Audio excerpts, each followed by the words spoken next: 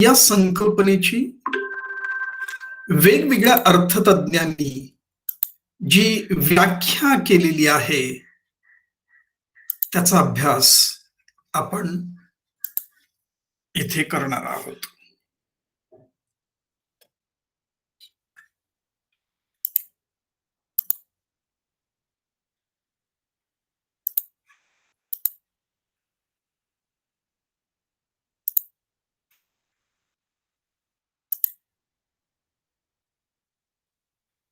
Hello Sayali संहिता, PPT दिसतोय slide? हो दिसतोय सर. ओके. चलनवाढ या संकल्पनेची व्याख्या वेगवेगळ्या अर्थतज्ञांनी वेगवेगळ्या पद्धतीने केलेली आहे.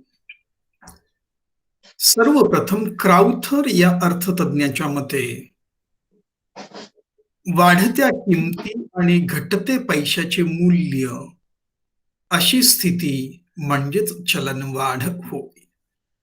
पहा, सर्वात साधी आणि सोपी व्याख्या क्राउथर या अर्थतज्ञाने केलेली आहे. पुन्हा एकदा, वाढत्या किमती आणि घटते पैशाचे मूल्य अशी स्थिती म्हणजेच चलनवाढ होय. पैशाचे मूल्य हे प्रामुख्याने वस्तू आणि सेवांच्या किमतीवर अवलंबून असते. हॅलो सायली, माईक ऑफ कर तुझा.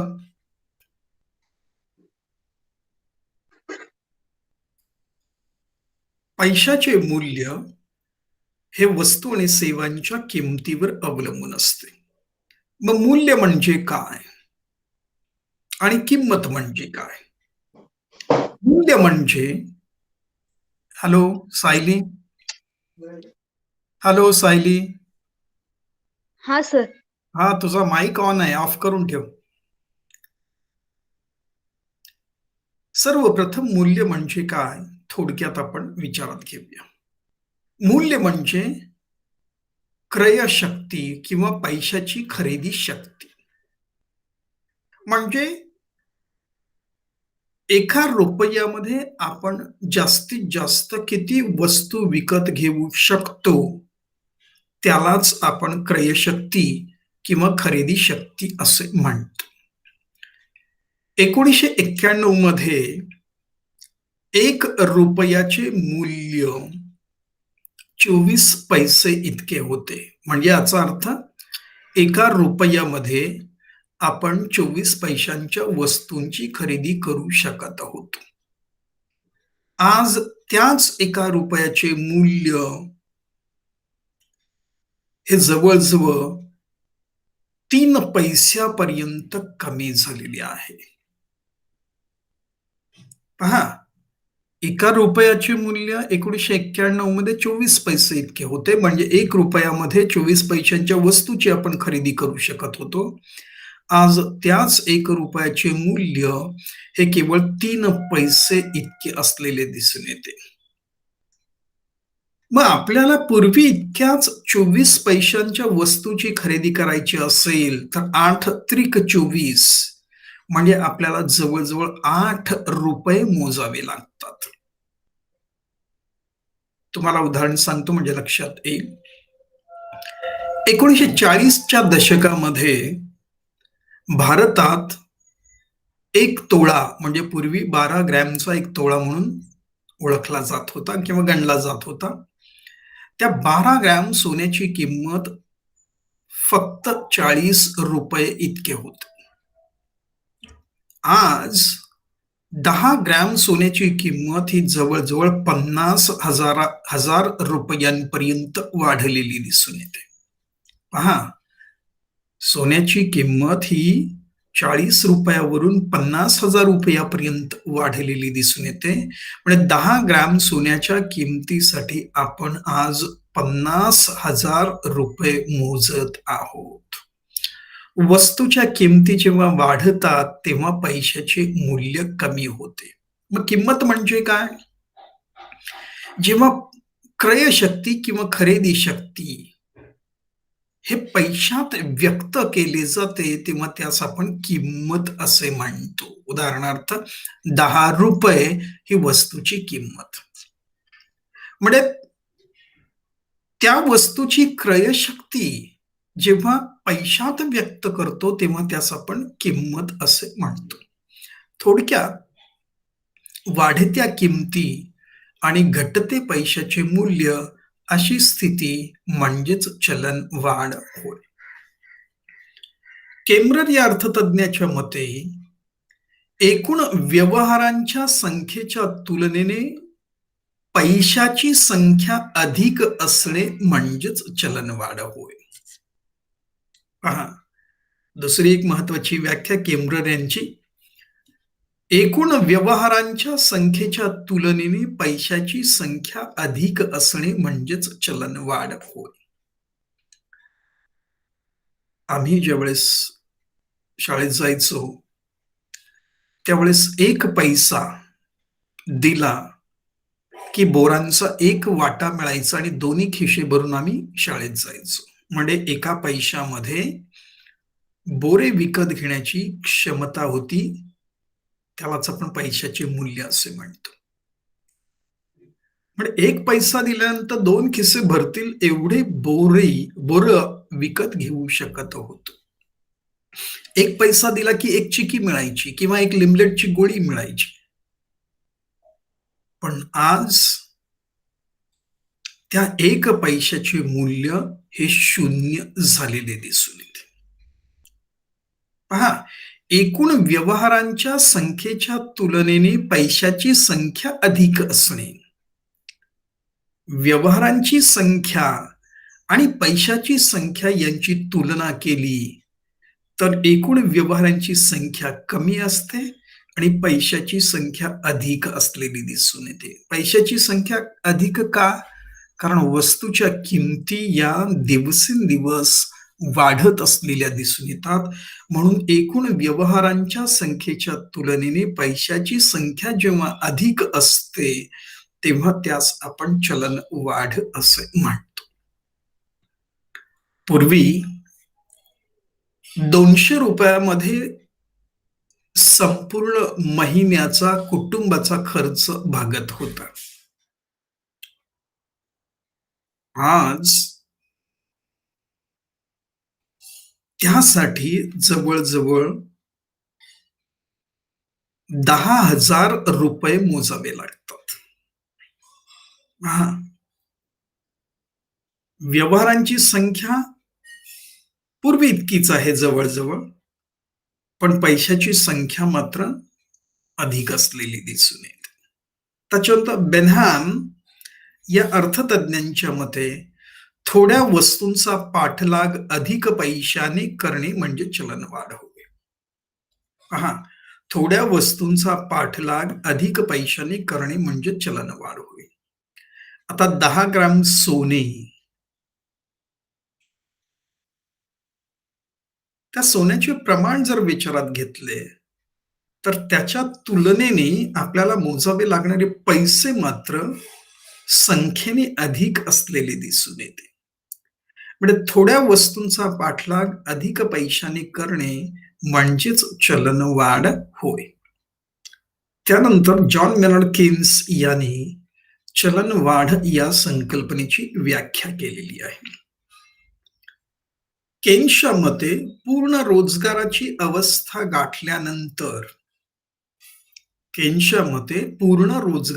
अवस्था गाठल्यानंतर वस्तूच्या किंमत पातळीतील वाढ म्हणजे खरी चलनवाढ होय. मग आता पूर्ण रोजगार म्हणजे काय? पूर्ण रोजगार याचा अर्थ असा की अर्थव्यवस्थेत उपलब्ध असलेल्या साधन सामुग्रीचा 100% म्हणजेच पर्याप्त वापर करण्यात आलेला आहे आणि उत्पादनात वाढवून आणण्यासाठी उत्पादनाचा एकही घटक शिल्लक नाही, अशी अवस्था म्हणजे चलनवाढ होय.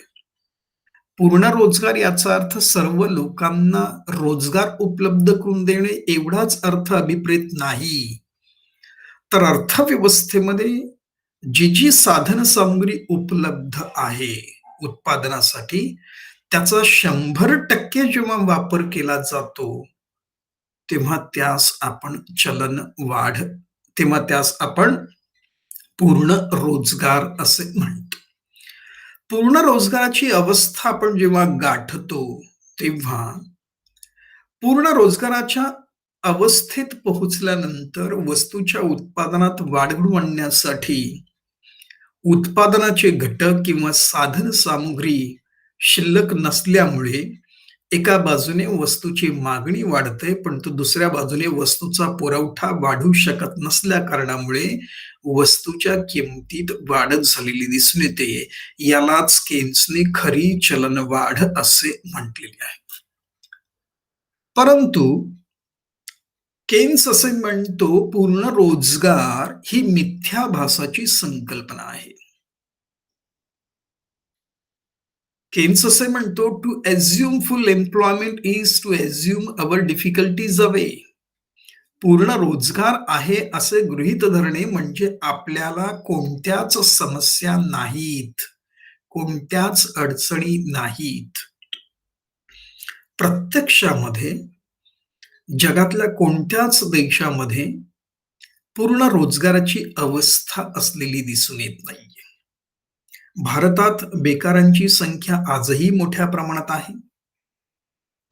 आपण अमेरिकेसारखा विकसित देश विचारात घेतला, तर तिथे देखील बेकारांची संख्या असलेली आपल्याला दिसून येते. म्हणजे प्रत्यक्षात कोणत्याच देशामध्ये आपल्याला पूर्ण रोजगाराची अवस्था आढळून येत नाही. मग या चलनवाढीचे प्रकार कोणकोणते आहेत? चलनवाढीच्या वेगानुसार चलनवाढीचे 4 प्रकार पडतात. एक रांगती चलनवाढ, 2 चालती चलनवाढ, 3 धावती चलनवाढ आणि 4 घोडदौडीची चलनवाढ. रांगती चलनवाढ. पहा, मूल जन्मास आल्यानंतर ते मूल गुडघ्यावर रांगायला सुरुवात करतं. साधारणतः 6-7 महिन्यानंतर ते रांगायला सुरुवात करतं. मग त्याचा रांगण्याचा वेग किती आहे? म्हणजे साधारणतः वर्षाला 1 किंवा 2% वस्तूच्या किमतीत वाढ होत असेल, तर त्यास आपण रांगती चलनवाढ असे म्हणतो. आणि या रांगत्या चलनवाढीचे अर्थव्यवस्थेवर अनुकूल परिणाम होतात. त्याच्यानंतर चालती चलनवाढ. वस्तूच्या किमतीत वार्षिक 3 ते 4% वाढ होत असेल, तर त्यास आपण चालती चलनवाढ असे म्हणतो. मूल 1 वर्षाचं झालं, की मग ते हळू-हळू एक-एक पाऊल पुढे ठेवून चालायला लागतं. त्याच्या चालण्याचा वेग हा कमी असलेला दिसून येतो. त्यालाच आपण चालती चलनवाढ असे म्हणतो. या चालत्या चलनवाढीवर सरकारने नियंत्रण ठेवण्यात सरकारला अपयश आल्यास त्या चालत्या चलनवाढीचे रूपांतर हे धावत्या चलनवाढीत होते. धावती चलनवाढ तुम्हाला माहित असेल, हुसेन बेल्ट जगातला वेगाने धावणारा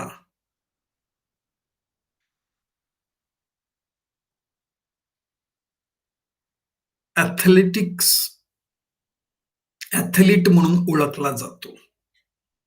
मग त्याच्या धावण्याचा वेग हा रांगत्या आणि चालत्या चलनवाढीपेक्षा अधिक असलेला दिसून येतो. म्हणजे वर्षाला समजा 8 ते 9% दराने वस्तूच्या किंमत पातळीत वाढ होत असेल, तर त्यास आपण धावती चलनवाढ असे म्हणतो. त्यानंतर घोडदौडीची चलनवाढ. घोड्याचा धावण्याचा जो वेग आहे, तो सर्वाधिक असलेला दिसून येतो. वस्तूच्या किमती दर दिवसाला, दर तासाला, प्रत्येक सेकंदाला जर वाढत असतील, तर त्यास आपण घोडदौडीची चलनवाढ असे म्हणतो. पहिल्या महायुद्धानंतर म्हणजे 1914 ते 1919 जर्मनीमध्ये वस्तूच्या किमती या गगनाला भिडल्या. जर्मनमधील मार्क या चलनाचे मूल्य शून्य झाले. लोकांनी मार्क या चलनाचा त्याग करून सिगारेट सारखी वस्तू पैसा एक विनिमयाचे माध्यम म्हणून व्यवहारात उपयोगात आणलेले दिसून येते. म्हणजे पहा, जेव्हा वस्तूच्या किमती प्रचंड वेगाने वाढतात तेव्हा पैशाचे मूल्य कमी होते. आज आपण पाहतो की पूर्वी व्यवहारात असलेली नाणी 1 पैसा, 2 पैसे, 3 पैसे, 5 पैसे, 10 पैसे, 20 पैसे, 25 पैसे आणि 50 पैसे यांचे मूल्य हे शून्य झाल्यामुळे मध्यवर्ती बँकेने म्हणजे रिझर्व्ह बँकेने या नाणी व्यवहारातून रद्द केलेल्या आहेत. जेव्हा वस्तूच्या किमती वेगाने वाढतात तेव्हा पैशाचे मूल्य हे कमी-कमी होतच जाते आणि जेव्हा वस्तूच्या किमती गगनाला भिडतात तेव्हा पैशाचे मूल्य शून्य झाल्यामुळे त्याला पर्यायी साधन, एक विनिमयाचे माध्यम म्हणून व्यवहारात उपयोगात आणले जाते. त्यानंतर युद्धोत्तरकालीन आणि शांतताकालीन चलनवाढ. युद्धकाळात परकीय आक्रमणाला तोंड देण्यासाठी सरकारला मोठ्या प्रमाणावर युद्ध साहित्यांच्या खरेदीसाठी खर्च करावा लागतो. दुसऱ्या बाजूने उपभोग्य वस्तूच्या उत्पादनाच्या क्षेत्रातील साधनसामुग्री ही युद्ध साहित्याच्या उत्पादन क्षेत्राकडे वळवल्यामुळे उपभोग्य वस्तूंचा पुरवठा कमी होतो, मागणी अधिक, पुरवठा कमी, यामुळे वस्तूची किंमत वाढलेली दिसून येते. याला आपण युद्धकालीन चलनवाढ असे म्हणतो. युद्धोत्तरकालीन चलनवाढ. युद्ध संपल्यानंतर युद्धाच्या काळामध्ये जी अर्थव्यवस्था मोडकळीस आलेली असते, त्या मोडकळीस आलेल्या अर्थव्यवस्थेची पुनर्रचना करण्यासाठी, पुनर्बांधणी करण्यासाठी सरकारला मोठ्या प्रमाणात खर्च करावा लागतो. सरकारच्या सार्वजनिक खर्चात वाढ झाल्यामुळे एकीकडे पैशाचा पुरवठा वाढतो, त्यामुळे लोकांच्या हातातील उत्पन्नात वाढ होऊन त्यांची मागणी वाढते. परंतु ज्या प्रमाणात मागणी वाढते त्या प्रमाणात वस्तूंचा पुरवठा न वाढल्यामुळे वस्तूच्या किंमत पातळीत वाढ होते. यास आपण युद्धोत्तरकालीन चलनवाढ असे म्हणतो.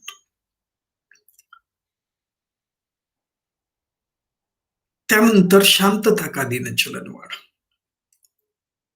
शांतता काळात आर्थिक विकासाचे विविध प्रकल्प हाती घेण्यात येतात आणि यामुळे सरकारच्या सार्वजनिक खर्चात मोठ्या प्रमाणात वाढ झाल्यामुळे लोकांचे उत्पन्न वाढते. उत्पन्न वाढल्यामुळे त्यांची मागणी वाढते. परंतु अल्प काळात वस्तूंचा पुरवठा न वाढल्यामुळे वस्तूच्या किंमत पातळीत वाढ झालेली दिसून येते. यास आपण शांतताकालीन चलनवाढ असं म्हणतो. त्यानंतर व्याप्तीनुसार चलनवाढीचे 2 प्रकार पडतात. एक विशिष्ट चलनवाढ आणि 2 व्यापक चलनवाढ. वस्तूच्या किंमत पातळीतील वाढ ही जेव्हा एका विशिष्ट वस्तूशी निगडीत असते, तेव्हा त्यास आपण विशिष्ट चलनवाढ असे म्हणतो. आणि व्यापक चलनवाढ म्हणजे अर्थव्यवस्थेतील सर्वच वस्तू आणि सेवांच्या किमतीत जेव्हा वाढ होत जाते, तेव्हा त्यास आपण व्यापक चलनवाढ असे म्हणतो.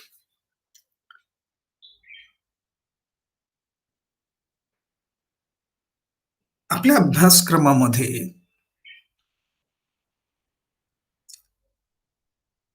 घोडदौडीची चलनवाढ ही संकल्पना आपण अभ्यासणार आहोत. मी मगाशी तुम्हाला सांगितलं घोडदौडीची चलनवाढ म्हणजे काय. जेव्हा वस्तूच्या किमती प्रत्येक दिवसाला, प्रत्येक तासाला, प्रत्येक सेकंदाला वाढत जातात, तेव्हा त्यास आपण घोडदौडीची चलनवाढ असे म्हणतो. या चलनवाढीचे अर्थव्यवस्थेवर प्रतिकूल परिणाम होतात.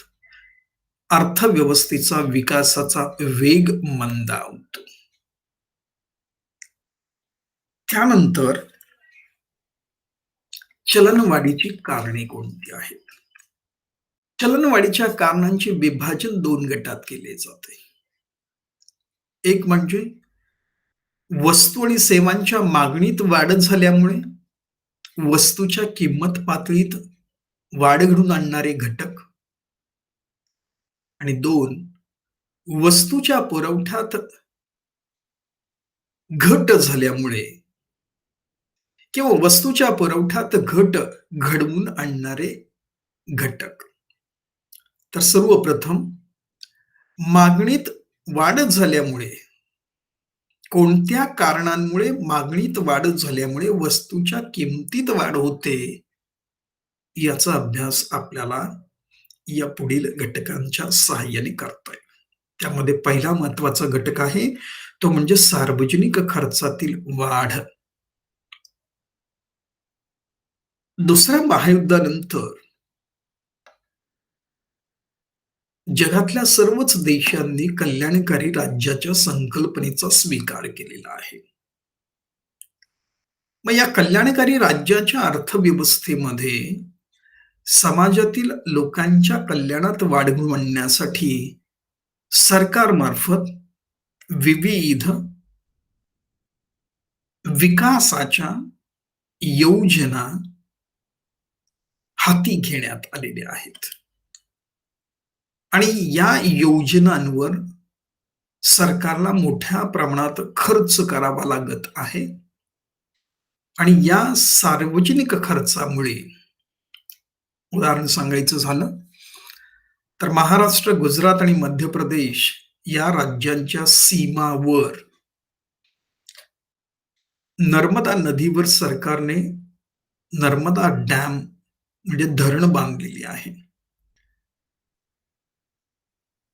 नर्मदा नदीवर धरण बांधून पाणी अडवल्यामुळे साहजिकच महाराष्ट्र, गुजरात आणि मध्य प्रदेशातील शेतकऱ्यांना बारमाही शेतीची लागवड करण्यासाठी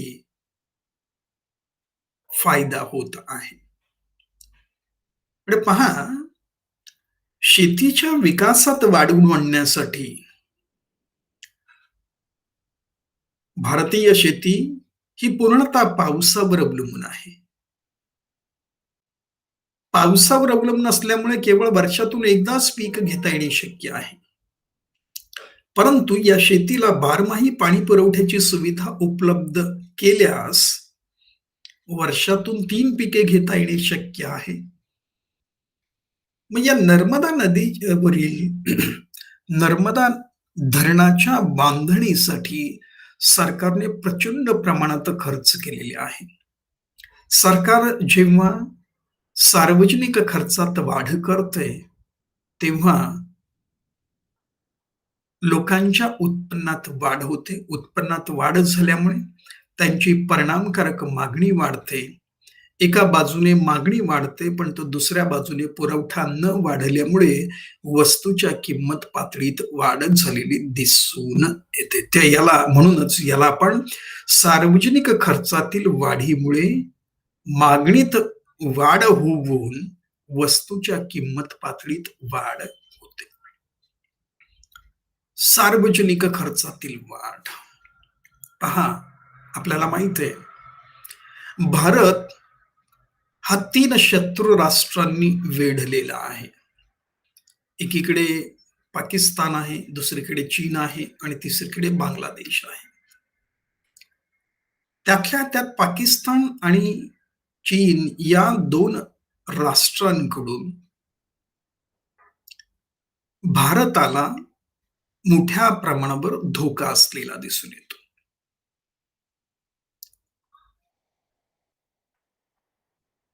1999 मध्ये कारगिल संघर्ष झाला. कारगिल युद्ध झालं भारत आणि पाकिस्तान यांच्यामध्ये. तुटपुंज युद्ध साधारणतः 1 महिन्याचे.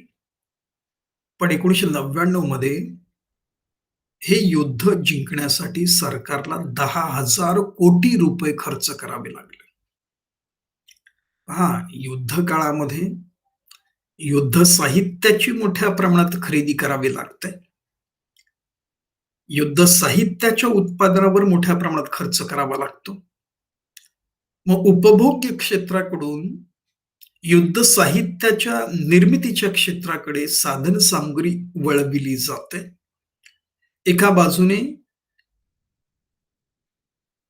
सरकारच्या सार्वजनिक खर्चातील वाढीमुळे लोकांच्या किंवा उत्पादन घटकांच्या उत्पन्नात वाढ होते, पण तर दुसऱ्या बाजूने उपभोग्य वस्तूंचा पुरवठा कमी झाल्यामुळे वस्तूच्या किंमत पातळीत वाढ झालेली दिसून येते. यालाच सार्वजनिक खर्चातील वाढीमुळे मागणीत वाढ होऊन वस्तूच्या किंमत पातळीत वाढ असे म्हणतात. 2. खाजगी खर्चात वाढ. भारतामध्ये मिश्र अर्थव्यवस्थेचा स्वीकार करण्यात आलेला आहे. सार्वजनिक क्षेत्र म्हणजे सरकार खाजगी क्षेत्राच्या सहअस्तित्वाबरोबर महत्वाची भूमिका बजावित आहे. खाजगी क्षेत्र शांततेच्या काळात मोठ्या प्रमाणात गुंतवणुकीत वाढ घडवून आणते. गुंतवणुकीत वाढ झाल्यामुळे साहजिकच विविध उत्पादन घटकांना रोजगार उपलब्ध होतो. त्यांची मागणी वाढते. मागणीत वाढ झाल्यामुळे वस्तूच्या किंमत पातळीत वाढ होते. म्हणूनच खाजगी खर्चात वाढ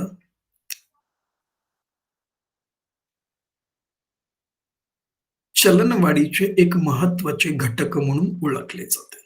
3. निर्यातीत वाढ. जेव्हा भारतीय वस्तूंची विदेशात मोठ्या प्रमाणात मागणी निर्माण होते, तेव्हा वस्तूंची निर्यात वाढते. वस्तूंची निर्यात वाढल्यामुळे मोठ्या प्रमाणात उत्पन्न प्राप्त होते. परंतु दुसऱ्या बाजूने देशांतर्गत उपभोगासाठी उपलब्ध असलेल्या वस्तूंच्या साठ्यात घट होते. वस्तूंचा पुरवठा कमी होतो. एका बाजूने मागणी अधिक आणि दुसऱ्या बाजूने पुरवठा कमी अशी परिस्थिती निर्माण होऊन वस्तूच्या किंमत पातळीत वाढ होते. यालाच आपण चलनवाढ असे म्हणतो. म्हणजे निर्यातीत वाढ हे चलनवाढीचे एक महत्वाचे कारण म्हणून ओळखले जाते. 4. करात घट. सरकारने कराच्या दरात घट करण्याचे धोरण अवलंबिल्यास लोकांच्या उत्पन्नात वाढ होते. त्यामुळे त्यांची मागणी वाढते. मागणी वाढल्यामुळे वस्तूच्या किंमत पातळीत वाढ झालेली दिसून येते. 5वा घटक आहे तो म्हणजे अंतर्गत सार्वजनिक कर्जाची परतफेड. आधुनिक कल्याणकारी राज्यामध्ये सरकारला विविध कार्य करावी लागत असल्या कारणामुळे सरकारचा सार्वजनिक खर्च भरून काढण्यासाठी सरकारला देशातील नागरिकांकडून बँक आणि वित्तीय संस्थांकडून मोठ्या प्रमाणात कर्ज घ्यावे लागते. म्हणजे जेव्हा सरकारचा सार्वजनिक खर्च सरकारच्या उत्पन्नापेक्षा अधिक असतो, तेव्हा सार्वजनिक खर्चातील तूट भरून काढण्यासाठी सरकार देशातील नागरिकांकडून बँक आणि वित्तीय संस्थांकडून कर्ज घेते. मग ही कर्जे विशिष्ट मुदतीसाठी घेतली जातात. मग अंतर्गत सार्वजनिक कर्जाची मुदत जेव्हा संपते, तेव्हा सरकार या अंतर्गत सार्वजनिक कर्जाची परतफेड करते. सार्वजनिक कर्जाच्या परतफेडीमुळे लोकांच्या उत्पन्नात वाढ होते. पैसा सरकारकडून लोकांकडे जातो. लोकांच्या उत्पन्नात वाढ झाल्यामुळे त्यांची मागणी वाढते. मागणी वाढल्यामुळे दुसऱ्या बाजूने पुरवठा कमी झाल्यामुळे वस्तूच्या किंमत पातळीत वाढ झालेली दिसून येते. पुढचा मुद्दा आहे तो म्हणजे उपभोगात वाढ. आपण सेमिस्टर 1 मध्ये उपभोग प्रवृत्तीचा सिद्धांत अभ्यासलेला आहे. उत्पन्नाचा जो भाग उपभोगावर खर्च केला जातो त्यास आपण उपभोग खर्च असे म्हणतो. थोडक्यात उपभोग हा उत्पन्नावर अवलंबून असलेला दिसून येतो. उत्पन्नात वाढ झाल्यास उपभोग खर्चात वाढ होते आणि उत्पन्नात घट झाल्यास उपभोग खर्चात घट होते. जेव्हा समाजातील लोकांची सीमांत उपभोग प्रवृत्ती वाढते, तेव्हा वस्तू आणि सेवांची मागणी मोठ्या प्रमाणात वाढून वस्तूच्या किंमत वाढीस चालना मिळते. थोडक्यात सीमांत उपभोग प्रवृत्तीतील वाढीमुळे वस्तूच्या किंमत पातळीत वाढ होते. आणि शेवटचा घटक आहे तो म्हणजे पैशाचा भ्रमणवेग. आपण याचा अभ्यास सेमिस्टर 3 मध्ये केलेला आहे. पैशाचा भ्रमणवेग म्हणजे पैशाचा एक एकक जितक्या वेळा एका व्यक्तीकडून दुसऱ्या व्यक्तीकडे जातो, त्यास आपण पैशाचा भ्रमणवेग असे म्हणतो. अर्थव्यवस्थेत पैशाचा एक एकक अधिक वेळा एका व्यक्तीकडून दुसऱ्या व्यक्तीकडे जात असेल, तर पैशाचा भ्रमणवेग वाढून वस्तूच्या किंमत पातळीत वाढ झालेली दिसून येते. याउलट पैशाचा भ्रमणवेग जर कमी असेल, तर वस्तूच्या किंमत पातळीत घट झालेली दिसून म्हणजेच मागणीत वाढ घडवून आणणारे घटक आपण जर विचारात घेतले, तर त्यामध्ये सार्वजनिक खर्चातील वाढ, खाजगी खर्चात वाढ, निर्यातीत वाढ, करात किंवा कराच्या दरात घट, अंतर्गत सार्वजनिक खर्चाची परतफेड, उपभोगात वाढ आणि पैशाचा भ्रमणवेग हे सर्व घटक मागणीत वाढ घडवून आणतात आणि मागणीत वाढ झाल्यामुळे वस्तूच्या किंमत पातळीत वाढ होते. तर दुसऱ्या बाजूने पुरवठ्यात घट घडवून आणणारे घटक कोणते? त्यामध्ये पहिला महत्वाचा घटक आहे तो म्हणजे पूर्ण रोजगार. मी मगाशी तुम्हाला सांगितलं, पूर्ण रोजगार म्हणजे अशी अवस्था ज्या अवस्थेमध्ये सर्वच उत्पादनाचे घटक म्हणजे भूमी, श्रम, भांडवल, संयोजन, कौशल्य आणि उपलब्ध साधन सामुग्री, कच्चा माल यांचा जेव्हा पर्याप्त म्हणजे 100% वापर केला जातो, तेव्हा त्यास आपण पूर्ण रोजगार असे म्हणतो. पूर्ण रोजगाराची अवस्था म्हणजे अशी अवस्था ज्या अवस्थेमध्ये उत्पादनाचा एकही घटक शिल्लक नाही. उत्पादनाचा एकही घटक उपयोगाविना, वापराविना पडून नाही, अशी अवस्था म्हणजे पूर्ण रोजगार होय. मग जेव्हा अर्थव्यवस्थेत पूर्ण रोजगाराची परिस्थिती निर्माण होते, तेव्हा वस्तूच्या उत्पादनात वाढ घडवून आणण्यासाठी उत्पादनाचे घटक आणि इतर साधनसामुग्री शिल्लक नसल्यामुळे पुरवठ्यात घट होते. दुसऱ्या बाजूने मागणीत वाढ झाल्यामुळे वस्तूच्या किमतीत वाढ झालेली दिसून येते. 2 उत्पादन घटकांची टंचाई. भूमी, श्रम, भांडवल आणि संयोजन कौशल्य कच्चा माल, तंत्रज्ञान यांना एकत्रितपणे आपण उत्पादनाचे घटक असे म्हणतो. जेव्हा अर्थव्यवस्थेत उत्पादन घटकांचा पुरवठा कमी होतो किंवा उत्पादन घटकांची टंचाई निर्माण होते, तेव्हा उत्पादन घटकांच्या किमतीत वाढ झाल्यामुळे वस्तूच्या किंमत पातळीत वाढ होते. त्यानंतर बँक कर्जाचा विस्तार. मध्यवर्ती बँकेने पैशाच्या पुरवठ्यात वाढ आणण्याचे धोरण अवलंबिल्यास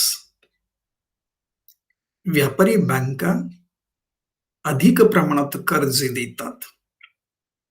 व्यापारी बँकांनी अधिक प्रमाणात कर्ज दिल्यामुळे अर्थव्यवस्थेतील बँक निर्मित पतपैसा आणि एकूण पैशाचा पुरवठा मोठ्या प्रमाणात वाढतो.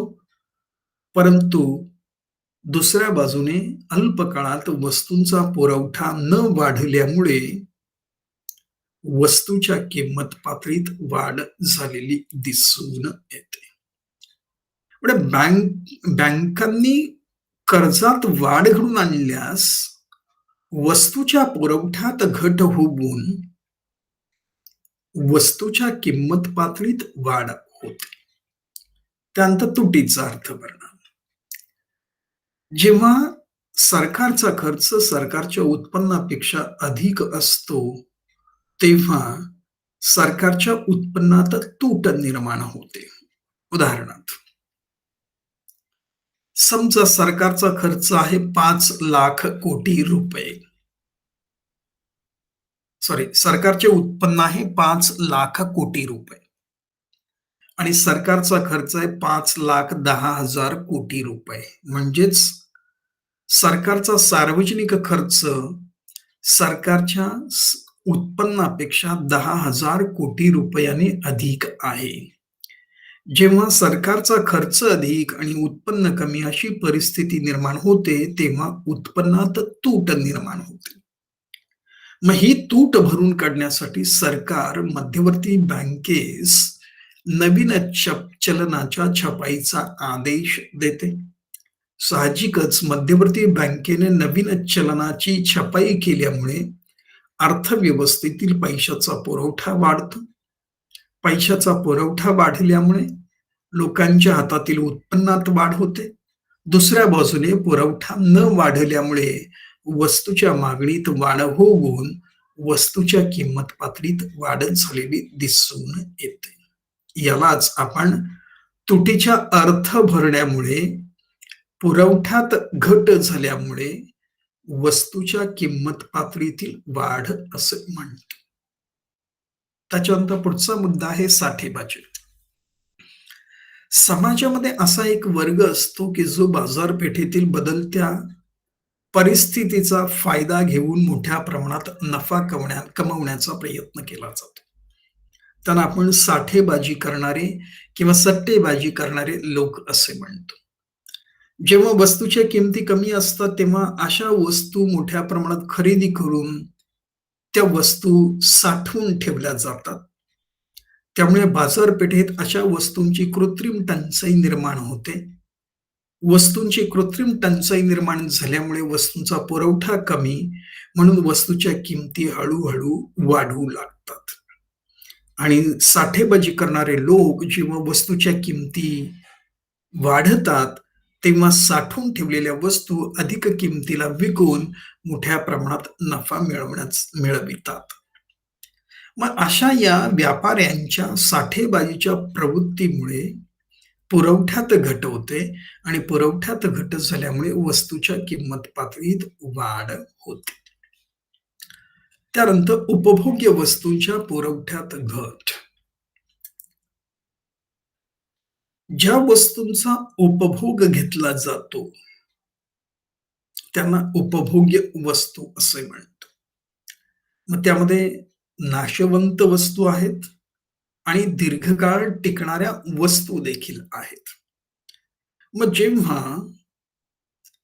उपभोग क्षेत्राकडून भांडवली वस्तू क्षेत्राकडे साधन सामुग्री वळविली जाते, तेव्हा एका बाजूने भांडवली वस्तूंचा पुरवठा वाढतो आणि दुसऱ्या बाजूने उपभोग्य वस्तूंचा पुरवठा कमी होतो. उपभोग्य वस्तूंचा पुरवठा कमी झाल्यामुळे आणि त्यांची मागणी वाढल्यामुळे वस्तूच्या किंमत पातळीत वाढ होते. आणि शेवटचा मुद्दा आहे तो म्हणजे नैसर्गिक आपत्ती. मागच्या 2 वर्षांचा आपण जर विचार केला तर आपल्या लक्षात येईल. मागच्या वर्षी महाराष्ट्रातच नव्हे तर संपूर्ण भारतामध्ये पूरसदृश्य परिस्थिती होती. यावर्षी देखील प्रचंड प्रमाणात पाऊस झाल्यामुळे पिके वाहून गेली. त्यामुळे उपभोग्य वस्तूच्या उत्पादनात किंवा उपभोग्य वस्तूंचा पुरवठा कमी झाला. परंतु लोकसंख्या अधिक असल्या कारणामुळे मागणी अधिक आणि पुरवठा कमी अशी परिस्थिती निर्माण होऊन उपभोग्य वस्तूंच्या किमतीत वाढ झालेली दिसून येते. मग या नैसर्गिक आपत्तीमध्ये पूरसदृश्य परिस्थिती असेल, दुष्काळ सदृश्य परिस्थिती असेल किंवा त्सुनामी सारखे संकट असेल किंवा भूकंपासारखी नैसर्गिक आपत्ती असेल, तर या नैसर्गिक आपत्तीमुळे उपभोग्य वस्तूंच्या पुरवठ्यात घट होते. पण दुसऱ्या बाजूने मागणी अधिक असल्यामुळे वस्तूच्या किंमत पातळीत वाढ झालेली दिसून येते. थोडक्यात सर्वसाधारण किंमत पातळीतील वाढ म्हणजेच चलनवाढ होय. पहा पुन्हा एकदा, सर्वसाधारण किंमत पातळीतील वाढ म्हणजेच चलनवाढ होय. थोडक्यात जेव्हा वस्तूच्या किमती वाढतात तेव्हा त्यास आपण चलनवाढ, भाववाढ किंवा किंमत वाढ असे म्हणतो. तर आज आपण चलनवाढ म्हणजे काय, चलनवाढीचे प्रकार कोणते आणि चलनवाढीची कारणे कोणती या प्रश्नांचा अभ्यास केलेला आहे. चलनवाढीच्या कारणांचे विभाजन 2 गटात केले जाते. एक, मागणीत वाढ झाल्याने वस्तूच्या किंमत पातळीत वाढ होते.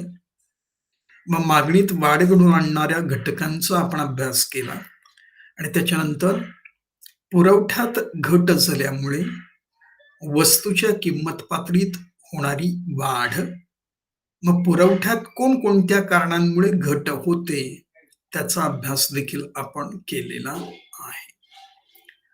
आपण आज इथेच थांबूया आणि पुढच्या पिरियडला आपण चलनवाढीच्या परिणामांचा अभ्यास करूया.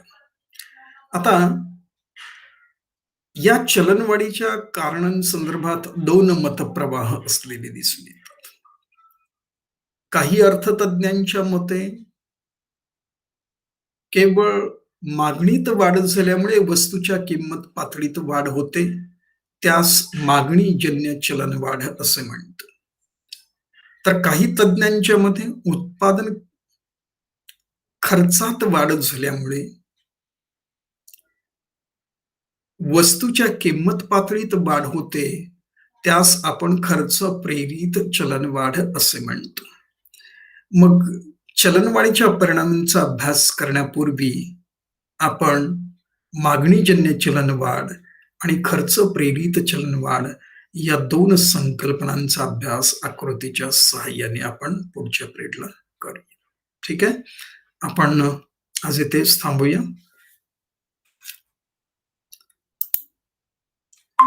पुढच्या पिरियडला मी तुम्हाला मेसेज पाठवेन. ठीक आहे. ठीक आहे sir. Okay, bye, good day.